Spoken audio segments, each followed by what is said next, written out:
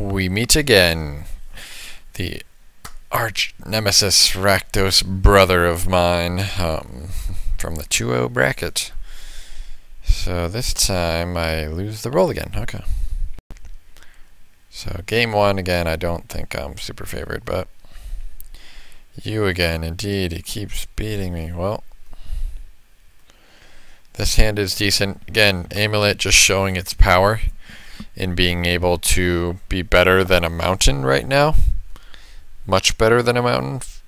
Fueling Delve and allowing me to find a swamp. Naturally, the luck sack that I am, I draw a swamp so that I can play turn 2, Sign in Blood, and I don't even have to discard to Sign in Blood turn 2 if I hit the swamp because I'm able to play a 1-drop in Traveler's Amulet.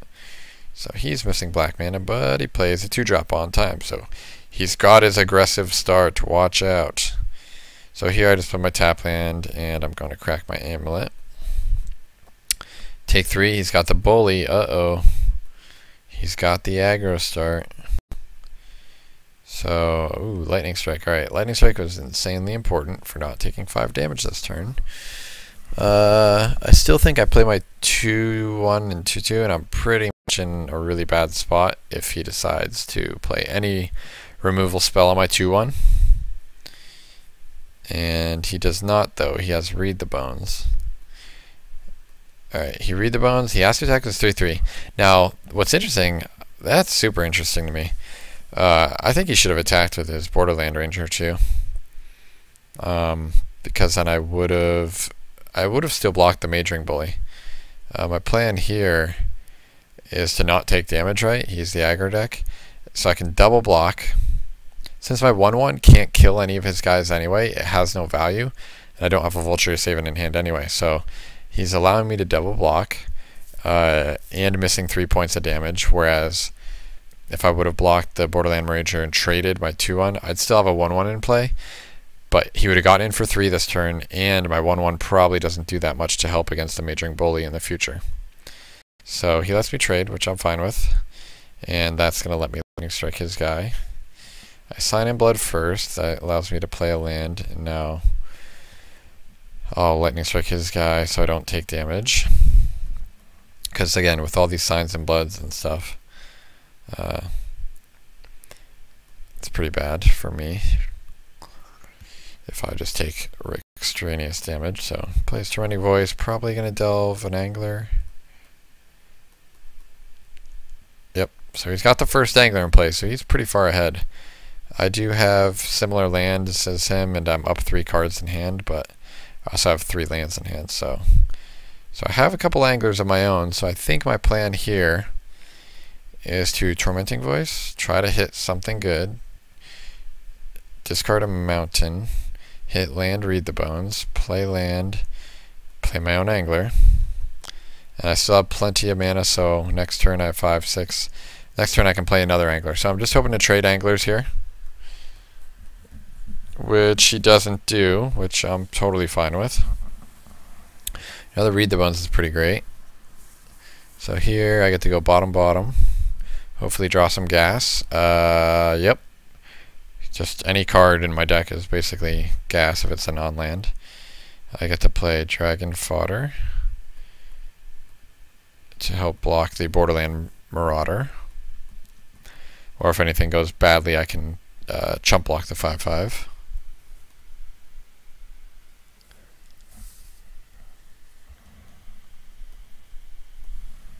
Let's see. So he just does nothing except crack his land, so he might have another Angler in hand that he can't cast. I don't know. Again, why Dragon Fodder is better than like Borderland Marauder is that it puts a card in the graveyard and leaves things in play, so pretty good when you're trying to delve. Here, I think I'm fine with trading because I just want to play another Gurmag Angler.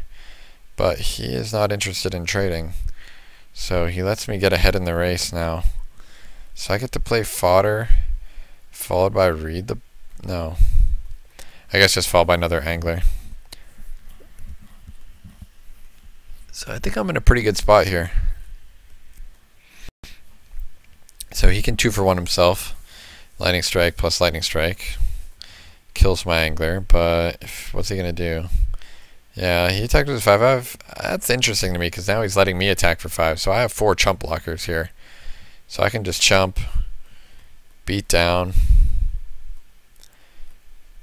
play read the bones. Yeah, flurry, land on bottom. Wow, another angler. Yeah, I'm just going to play another angler. So I've drawn 3 anglers, I think. Yeah, he killed. Oh yeah, he just 2-for-1 himself to kill one of my anglers. And he concedes game 1. So he just probably has bricks in hand, and I have mono gas. I just drew more. It's kind of a cascading spirally effect when you go Sign in Blood into Tormenting Voice into Read the Bones. You just see more cards, and I put all my lands on bottom and drew more anglers, and just the way the cookie crumbles some of these games. So game 2 is pretty interesting with sideboarding. I figure he'll bring in Scouring Sands again, but I want to make it less good, right? So I don't want to take out all of my Dragon Fodders and all my Gear Crafters, because then he doesn't have to bring in the Scouring Sands. So I want to keep some number of them in. Plus, because they help like Vulture save and get cards too. And I like Dragon Fodder because it helps block early. And I like the Gear Crafter because the 2/1 that it leaves behind can block like a Borderland Marauder, or the 2/1 plus a 1/1 can block the Majoring Bully. So classic example. I actually led with Swamp that turn 1 for 2. Excuse me, for 2 reasons. One, to encourage him to just play his 2-drop. I mean, he's going to play it anyway. He has no other play. But I just wanted to encourage him to do it because I do have the spray to kill it, which I think is good for me. And because just in case if I draw the Sign in Blood, which I did do. So if he didn't play the Borderland Marauder, I don't necessarily think I would have wanted Sign in Blood because then I'd have to discard. So I think I'm fine with just Magma Spraying his guy, which allows me to not have to discard when I play Sign in Blood here. So again, I get the first 2-for-1 of the game. Drawing into leaving Magma Spray open is perfect, so hopefully he just plays another one of his dumb idiots. He doesn't. He gets to take the Butcher's Glee with duress, so that eliminates a bit of a trump in our Gurmag Angler Mirror. But it's interesting to see how important Butcher's Glee is, even more so than Tormenting Voice. So Tormenting Voice, I'm pretty sure I get rid of an Aven here. Or, yep, yeah, get rid of the Aven. 1 mana with 5 in the bin, but he has 2 open. So I don't want him to be able to play Lightning Strike. I think he might have Lightning Strike. So I don't want him to be able to use it mana efficiently and then like play land and do his own thing. So I opt not to play Sultai Scavenger. I just want to get the first Angler down, not the first Scavenger. So I just use my Amulet, and I really do need the land drop anyway. So here, yeah, I'm probably just gonna angle, tap Mountain, find Mountain, play Mountain, and just tap as much as I can and get the Angler going. Again, first Angler in play. You know, turn 5. He's cast, you know, a 2-drop into duress. Not really exciting. I just don't know what he could have in hand. Like a bunch of removal spells, bunch of burn spells. You know, finally hits a land there too. He doesn't have any draw spells, so it's kind of weird. So I think duress is probably a good thing to lead off with here. So let's find out what he's got. Yeah, so he's just got a bunch of delve spells that he can't cast because the complements to his delve spells are not draw spells. They're the Butcher's Glee, which is sick, and then removal spells like Twin Bolt and Lightning Strike, which just aren't that good against me. So unfortunately, he's going to ruin this replay again by casting this Twin Bolt, I'm sure. So if I take a card here, he's going to have 2 in graveyard and 4 in hand. So he's going to, if he draws a land, he can play Angler, but then I can spray strike it, and then he can play another angler, and then I can trade and just try to get ahead. So either way, I still think Butcher's Glee is the right card to take. Yeah, we both took each other's Butcher's Glee, so. And I'm the first to bash. I'm already up 6 cards, technically, in library. He has Lightning Strike and Twin Bolt, right? So I could have played Sultai Scavenger. I opt not to, which is interesting because I'm allowing him to Twin Bolt and Lightning Strike my guy. So here's the Lightning Strike, and here comes the follow-up Twin Bolt. Pretty sure this is going to ruin the replay. Yep, he's dealing 568 damage to my guy. It dies. And he can't delve anything. So far the replay seems to be working. So 5. I am playing a Gurmag Angler. Let's see if it resolves. It does. Okay, so far Twin Bolt with just one target, one creature, didn't ruin the replay. Twin Bolt with 2 targets ruins the replay. Okay, cool. Good to know. I'm going to have to submit that other replay earlier. Okay, so he plays his Gurmag Angler, and he just 2-for-1'd himself to kill my other Angler. So now my Sultai Scavengers are actually pretty live. So I'm pretty sure I can 2-for-1 him, 2-for-1 myself, since it lets me gets in for 4, and it lets me make a 3/3, which I know he has no removal spells for. So he's just got Sultai Scavengers in hand. So he can play a Scavenger, which I am fine with, but he plays an Angler. Okay. So that means my Scavenger is definitely getting in. That means I can play Read the Bones here and hopefully hit something. Neither of these are really good, but again, Flurry of Horns is probably fine. Should probably put the Aven on the bottom. Yeah. And Sign in Blood is perfect.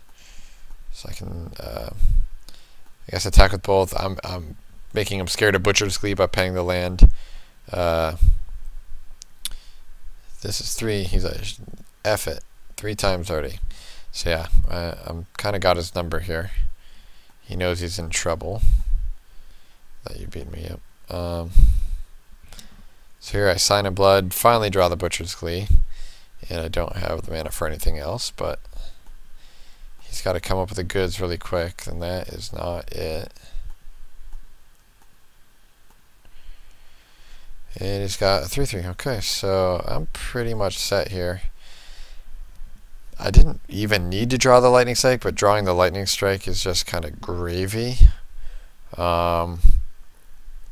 So I can just Lightning Strike his guy, bash for 3, land another Scavenger, and then just have lethal on board. So he can attack me, and I don't really care. That card is irrelevant. I just have lethal in play, so he needs to play Flyer. Ooh, he plays a Butcher's Glee, so he gains 6 life and puts me to 8. That's actually a little a little interesting, because now if he had like a way to Lightning Strike me and a turn, I can't just attack with both, so I draw Flurry for the turn. So interesting. I don't want to lead with Butcher's Glee either, even though I do want to gain the life, just give myself that cushion. I think the better play is just attack with the Flyers, leave one guy back. That way, I don't think there's any combination of cards that he can deal with. So now I have lethal attackers in play, and I can block. So I get to block here, and he says, he goes, did you take out all the 1/1 and 2/1 guys? I said like 6 of 8. Yeah, so I kept a couple of them in, of course. So I was thinking I was so clever not boarding in Sands because I assumed you would do that. Nice. So again, those cards aren't that strong anyway, and he has the thing is, he has Twin Bolt, and he's playing Twin Bolt, so like he can still 1-for-1 me. When I take them out, my Vulturous Haven just gets a little worse. So Vulturous Haven is just not the best. but it's a card. And, you know, it's just kind of how I think my version of the deck just plays out a little bit. I just got a couple more 2-for-1s. You know, I'm ending the game up 10 cards in library on him with 5 cards in hand and lethal attacks. So I think I'm well suited for the matchup after playing it twice. Especially when I thought game 1 he really does have the ability to take advantage of the aggressive start, but it's just hard for his deck to do.